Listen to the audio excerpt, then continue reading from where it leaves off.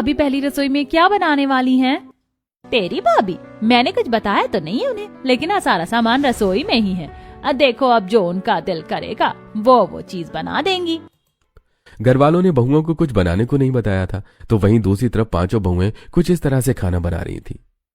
यहाँ मैदा है तो समझो सब है। वैसे राशि और हिमांशी, मैं क्या सोच रही थी कि हम लोगों को ना अपनी ही तरह इंटरेस्टिंग खाना बनाना चाहिए, ना कि कुछ बोरिंग। हाँ, मैं तो मोमोज बनाने वाली हूँ। मैं सोच रही हूँ कि हक्का नूडल्स और साथ में बर्गर बनाऊं, और मैं बनाऊंगी पिज्जा। नहीं, अगर तुम लोग हमारी बात मानो तो ऐसा कुछ मत बनाओ। पता है क्यों? क्योंकि घर में खाने वाले लोग जो हैं वो बच्चे नहीं बड़े लोग हैं। जो चीज तुम बनाने को बोल रही हो वो सब बस कम उम्र के लोगों को ही खाने में अच्छा लगता है। बड़े लोग ये सब खाना पसंद नहीं करते हैं, इसीलिए तुम कुछ ऐसा बनाओ जो कि बड़े लोगों को भी पसंद आए। देखो तो जरा, हमें कौन सीख दे रहा है। तुम लोग तो चुप ही रहो ना, हमारे मामले में तो अच्छा होगा। समझ आया? अपने काम से काम रखो, समझी?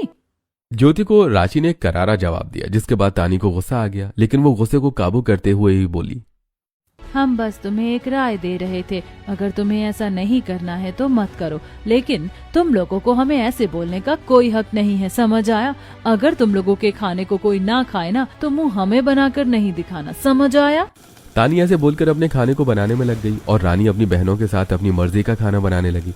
कुछ ही देर के बाद पांचों बहुओं का खाना बन गया। सभी लोग खाना खाने को बैठ भी गए थे और अरे लाओ भाई, क्या क्या बनाया है, जल्दी से खिलाओ, बड़ी देर की भूख लग रही है। अरे भाई गणेश, क्यों झूठ बोल रहा है कि भूख लग रही है? सीधा सीधा बोलना कि भाभी के हाथ का खाना खाने का दिल कर रहा है तेरा। अरे तो मैं तो सीधे सीधे ही बोल दूंगा, इसमें कौन सी बड़ी बात है। अर्जुन भैया, आप खुद तो ऐसे बोल रहे हो जैसे कि आप खुद तो बेताब थे ही नहीं। हाँ, भाभी के हाथ का खाना खाने को। अरे क्या बच्चों की तरह एक दूसरे को छेड़ने का काम किया है तुम लोगों ने? हाँ, चलो अब बस करो ये सब, और अब बहुओं को भी कुछ बोलने दो। हाँ तो बहुओं, बताओ क्या क्या बनाया है तुम लोगों ने?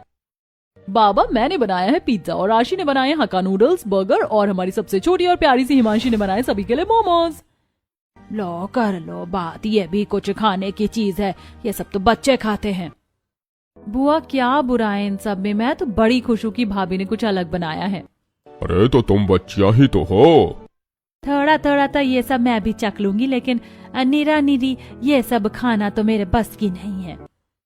लो, एक और मिल गई बच्चों में बच्ची। जिसका जो दिल करे वो खाओ। अब बहुओं ने बनाया है तो खाने और खिलाने के लिए ही तो बनाया है। ज्योति बहू और तानी बहू, तुमने क्या बनाया है?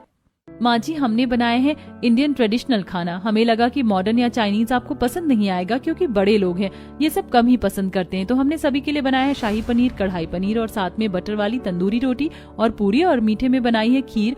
और तानी ने गाजर का हलवा, वो अच्छा बनाती है तो इसने गाजर का हलवा बनाया है। ज्योति की बात को सुनकर सभी तरफ को पहले तो सन्नाटा हो गया और वाह, इसको कहते हैं कि बहू ने अपनी पहली रसोई ताबड़तोड़ बनाई है। क्या बात है बहू, गाजर का हलवा, खीर, शाही पनीर, कढ़ाई पनीर, वाह वाह वाह वाह वाह वाह।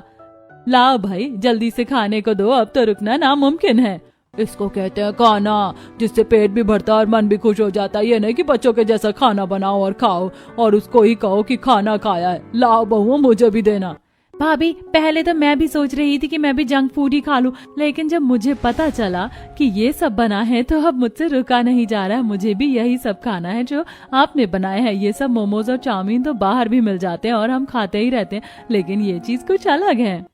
मेघा की बात को सुनकर उसके भाभी का मुंह बन गया। अब गरीब बहुओं के खाने के आगे कोई अमीर बहुओं के जंक फूड को पूछ भी नहीं रहा था, जिसकी वजह से उन्हें गरीब बहुओं के ऊपर काफी ज्यादा गुस्सा भी आ रहा था। इन्होंने फिर से सभी को अपनी तरफ ही कर लिया। सही कहा दीदी आपने, ये तो अब मेरी आंखों को चुभ रही हैं। जिसको देखो बस इन्हीं के गुणगान कर रहा है। ऐसा भी क्या कर दिया इन लोगों ने? कोई बात नहीं, इन्हें क्या लगता है कि एक दो चीजें अच्छी करके, एक दो जगह तारीफ पाकर ये हमसे जीत जाएंगी? ऐसा बिल्कुल भी नहीं होगा। अभी इनका दिन है, देखना, लेकिन आगे को कभी अब मैं इनके दिन नहीं आने दूंगी। तीनों अमीर बहुएं अब बहस में आ गई थी। आज भी गरीब बहुओं के खाने की ही तारीफ हुई और सभी ने मन भरकर उन्हीं का खाना खाया। अमीर बहुओं का खाना भी सभी ने चखा, लेकिन किसी ने भी न उसकी कोई खास तारीफ की और ना ही उसे पेट भर कर खाया, जिसकी वजह से उनका बनाया हुआ खाना काफी ज्यादा फीक भी गया था। ऐसे ही अब बहुओं की शादी हुए लगभग 1 महीना होने को आया था और इस 1 महीने में पांचों बहुओं का अपना असली रूप दिखाई दिया था। दोनों गरीब घर से आई हुई लड़कियां ज्योति और तानी काफी ज्यादा संस्कारी थी, जैसी वो शुरुआत में दिखाई दी थी। वहीं रूप उनका आगे भी रहा। लेकिन तीनों अमीर घर से आई हुई बहुओं के लक्षण अच्छे नहीं थे। वो घर का कोई काम नहीं करती थी और वो दोनों गरीब बहुओं से बेवजह की बैर भी रखा करती थी। ऐसी सिलसिला जारी था और आज के दिन। हाँ बुआ जी। क्या हुआ बुआ जी? आज ही? लेकिन ऐसा कैसे हो सकता है बुआ जी? बहू, ऐसा ही है। ऐसा हो सकता नहीं, ऐसा है। अब तुम जल्दी से तैयारी कर लो, ठीक है ना? ठीक है। क्या बात है भाभी, कुछ परेशान लग रही हो? अरे परेशानी की तो बात है आरती, तुम्हें पता है बुआ जी ने आज की पूरे घर की दावत कर दी है, एकदम अचानक से। अब बताओ एकदम से तैयारी कैसे हो? क्या कहा? ननद जी के यहाँ से दावत आ गई है? तो बहू तू ये खबर बाकी बहुओं को दे, तैयारी भी हो ही जाएगी। शालिनी के बोलने पर तानी ये खबर बताने तीनों अमीर बहुओं के पास चली गई, जहां वो एक फोटोज ले रही थी। जरा सुनो, जरा देखो तो सही कौन आया है। दीदी जरा इनसे सुनो तो क्या बोल रही हैं? हाँ बोलो, क्या बात है? वो मुझे ये कहना था कि बुआ जी के घर से शाम की दावत आई है, तैयार रहना। व्हाट? शाम को जाना है? हो गॉश, कितना लेट कर दिया है। हमने तो कुछ कराया हुआ भी नहीं है। बहुओं, हमेशा कुछ करवाना ही जरूरी नहीं होता। तुम कभी कभी वैसे भी बहुत अच्छे लगते हो, जैसे कि तुम हो। समझ रही है ना तू? क्या मतलब? माँ जी क्या कहना चाहती हैं आप? मैं ये कहना चाहती हूँ कि तुम जरा भी टेंशन नहीं लो। तुम्हें कुछ करवाने की, कहीं जाने की कोई जरूरत नहीं है। तुम्हारे कितने सुंदर सुंदर शादी के सूट हैं जो ऐसे ही रखे हुए हैं, और ये देखो तुम पार्लर वगैरह भी जाती रहती हो, तो तुम्हें कहीं जाने की भी जरूरत नहीं है। तुम जैसी हो बहुत अच्छी लग रही हो। शाम को उन्हीं सूट में से कोई सा पहन लेना, अच्छी लगोगी। माँ जी, वो शादी के हमारे मिले हुए बोरिंग से सूट आप चाहती हैं कि हम लोग वो पहने? हो रियली माँ जी? नो वे। उनका क्या बोरिंग है? इतने हैवी सुंदर सुंदर तो सूट है। नई नई बहुएं ऐसे ही तो सूट पहनती हैं बहुओं। माँ जी, बेकार की बातें करके हमें उलझाइए नहीं, समझ आया? हम लोग वो सूट नहीं पहनेंगे। हम लोग कुछ अच्छा लेकर आएंगे और पार्लर भी जाएंगे। और वैसे भी बहुत होगी हमारी बेइज्जती। आज तो सभी हमारी तारीफ करते नहीं थकेंगे। हिमांशी की तरह ही बाकी की बहुओं ने भी अपनी सास की बात को नहीं माना और वो शॉपिंग करने को निकल गईं। जहां ये ड्रेस कैसी है? अच्छी लगेगी ना? अच्छी नहीं, बहुत अच्छी लगेगी। इसको पहनकर तो आप चमेली वाली कटरीना लगोगी दीदी। वैसे दीदी, ये स्टोर्स तो खुले रहते हैं, हमें पहले कपड़े नहीं सैलून चले जाना चाहिए। जब हम सैलून से बाल बनवाएंगे तो हमारे बाल और भी ज्यादा शाइन करेंगे, तो पहले हेयर स्टाइल के लिए चलते हैं। हिमांशी की बात को सुनकर रानी और राशि ने भी दोनों ने पहले हेयर ड्रेसर के पास जाने का ही फैसला कर लिया। बस फिर क्या था, वो लोग ऐसे ही अपनी तैयारी करने लगी। तो वहीं दूसरी तरफ शालिनी की बहुएं उसकी बात को मान दे रही थी। ये लो बहुओं, ये उस दौर की साड़ियां हैं जब मैं तुम्हारी बराबर की थी और इस घर में नई नई शादी होकर आई थी, तब मैंने ये सब पहना था। अब तुम ये सब पहनो। ये कितनी सुंदर बनारसी साड़ी है माँ जी, बहुत अच्छी लग रही है सच में। तुम्हारी सास की पसंद को क्या तुम लोग किसी से कम समझ रही हो? तुम्हारी सास भी सभी चीजों में माहिर है, माहिर। पता है जब मैं शादी होकर आई थी ना, तो मेरे भी ऐसे ही चर्चे हुए थे। वो तो दिखता ही है माँ जी, आप अलग ही हो। चाची सास जी आपके आगे थोड़ी मॉडर्न है, क्यों है ना? थोड़ी मॉडर्न नहीं, बहुत मॉडर्न है वो तो बहुत ज्यादा मॉडर्न थी। बिल्कुल जैसा अब उसकी बहुओं का हाल है ना, वो वैसी ही थी। बस फर्क इतना है कि उसने कभी इतने मॉडर्न कपड़े ऐसे शादी के बाद नहीं पहने। बस इतना सा फर्क है। सही कहा माँ जी आपने। पता नहीं सुमित्रा माँ की बहुएं तो आज भी न जाने क्या ही बनकर आएंगी। किसी को नहीं पता था कि आज भी तीनों अमीर बहुएं क्या पहनने वाली हैं। कुछ ही देर के बाद शाम हो गई और दोनों गरीब घर से आई हुई बहुएं अपनी सास की ही साड़ियां पहनकर अपनी बुआ सास के घर को पहुंच गईं। जहां हाय हाय, नजर न लगे भाभी, ये तो दोनों वही साड़ियां है ना जो माँ जी ने आपको दी थी आपकी पहली रसोई पर। हाँ वही है, आपको याद है ये गंगा जी? हाँ हाँ, और नहीं तो क्या। रानी, राशि और हिमांशी नहीं आई? नहीं, वो अपनी कुछ तैयारी करने को निकली हुई है, तो आई नहीं है। वैसे वो बोल रही थी कि तैयार होकर वो सीधा यहीं आएंगी। देखो बस आती ही होंगी। आती ही होंगी नहीं, हम आ गए हैं माँ जी। रानी की आवाज को सुनकर सभी ने पीछे देखा और आज के दिन भी वो तीनों बहुत बहुत ही अजीब ड्रेसेस और अजीब से हेयर स्टाइल में ही थी, जिनको देखकर आसपास के लोग सभी हंसने लगे। हे भगवान बहुओं, तुम ये क्या बनकर आ गई हो? तुम बहुएं हो या कोई जोकर वोकर? बहुओं, तुम लोगों को तो मैंने ऐसे आने से मना किया था ना, फिर तुम कुछ अजीब गरीब ही बनकर आई हो। ओ बुआ जी, ये लुक आजकल सबसे ज्यादा ट्रेंडी है। खैर आप क्या जाने की ट्रेंड क्या होता है। तीनों बहुओं को अपना लुक बहुत ही ज्यादा ट्रेंडी लग रहा था, जिसकी वजह से उन्होंने सभी का मुंह बंद कर दिया। लेकिन तभी उनकी नंद मेघा बोली, भाभी जरूरी तो नहीं कि हर ट्रेंड चीज अच्छी ही हो। आप खुद देखो, आप ट्रेंडी लुक में हो लेकिन फिर भी ज्योति और तानी भाभी ही अच्छी लग रही हैं। मेघा की बात का तीनों बहुओं ने ही कोई जवाब नहीं दिया, लेकिन वो मन ही मन में बहुत ज्यादा चिढ़ गई थी। आज की महफिल में भी तीनों गरीब बहुएं ही छा गईं और अमीर बहुओं का आज भी पोपट हो चुका था। लगातार ऐसी सिलसिला जारी था और अब पांचों ही बहुएं गर्भवती हो चुकी थी। हर एक बहू की प्रेगनेंसी में 1-2 महीने का गैप था और कुछ तो साथ साथ ही प्रेग्नेंट हुई थी। ऐसे में ही आज के दिन ये चीज जरूरी नहीं है कि तुम्हें मैं काट कर दूंगी तभी तुम खाओगी ये फल और पनीर वगैरह का सेवन। अब तुम लोगों को रोजाना करना है, तभी बच्चा स्वस्थ होगा। और हाँ, वजन की चिंता तुम करना नहीं, वजन तो बाद में भी कम होता रहेगा, ठीक है ना? हाँ माँ जी, हम समझ गए। आप तो बहुत ही ज्यादा चिंता करती हैं, जैसे कि हम कोई छोटे बच्चे हैं। माँ जी, हम खा लेंगे। अरे मेरे लिए तो तुम छोटी छोटी बच्चियां ही हो। चलो अब जल्दी से ये खा लो, फिर कुछ देर के बाद तुम लोगों को अभी हल्दी वाला दूध भी दूंगी। अरे रानी, राशि और हिमांशी कहाँ जा रही हो?